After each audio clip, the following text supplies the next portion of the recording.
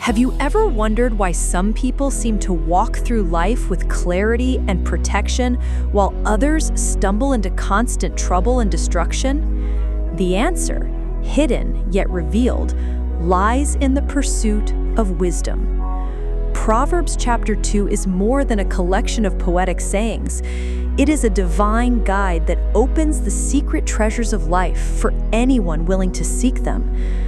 The chapter begins with an urgent call from a father to his son, but its voice echoes to every generation. My son, if you receive my words and treasure my commands within you, making your ear attentive to wisdom and inclining your heart to understanding, if you call out for insight and raise your voice for understanding, if you seek it like silver and search for it as for hidden treasure, then you will understand the fear of the Lord and find the knowledge of God. Right here, the secret to wisdom is revealed. It is not gained by accident, not picked up by chance, not inherited by birth, but sought with desperation, passion, and persistence. Just as miners dig deep into the earth for precious metals, so must a seeker dig deep into God's word, prayer, and instruction. The fear of the Lord, reverence, awe, and submission to God is the key that unlocks all true knowledge. Without it, knowledge becomes arrogance, information without transformation, facts without meaning. The Lord himself is the source of wisdom, and from his mouth come knowledge and understanding. He stores up sound wisdom for the upright, like a treasure chest waiting to be opened. He becomes a shield for those who walk with integrity, guarding their paths, directing their steps, watching over their journey.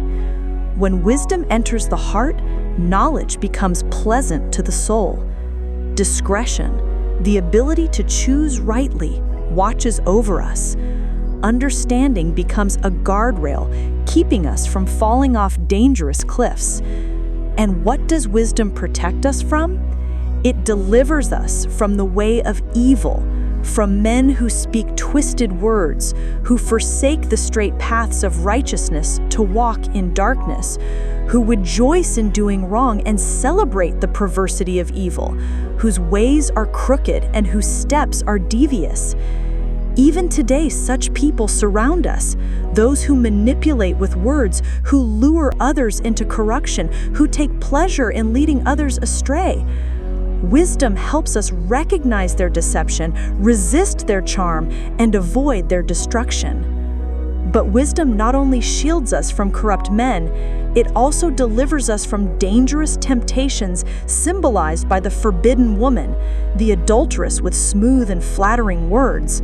She is described as one who forsakes the companion of her youth and forgets the covenant of her God. Her house sinks down to death, her path leads to the departed, and none who enter her doors return to the path of life.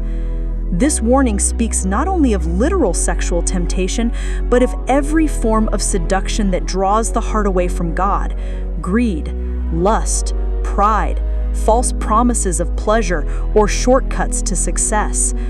Wisdom opens our eyes to see beyond the surface beauty of temptation, exposing the destruction that lies beneath.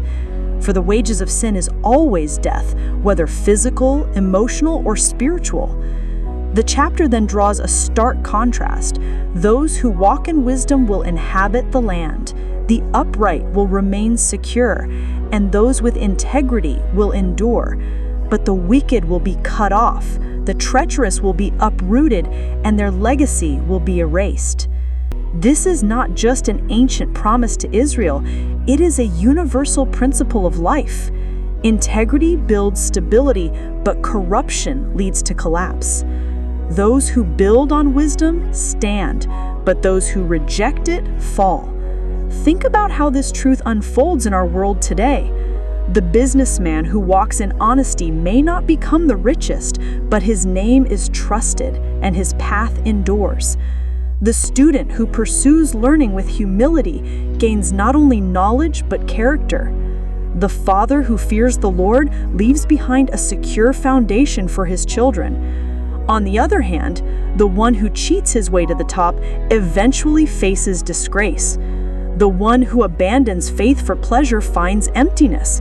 The one who chooses darkness over light discovers destruction.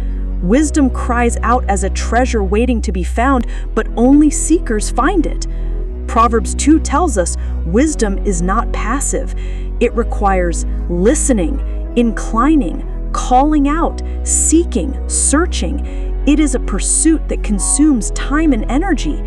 Yet the reward is immeasurable. Protection from evil, guidance in righteousness, discernment in choices, and security in God. When we treasure wisdom, our perspective shifts. We begin to discern between what is temporary and what is eternal, between what is glittering but worthless and what is hidden but priceless. We recognize that not every door that opens is from God. Not every opportunity is worth pursuing. Not every voice deserves our attention. Wisdom becomes the compass that keeps us on the path of life, leading us to righteousness, justice, and equity.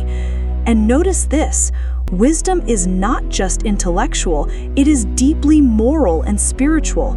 It shapes not only how we think, but how we live, how we treat others, how we handle money, relationships, responsibilities, and temptations.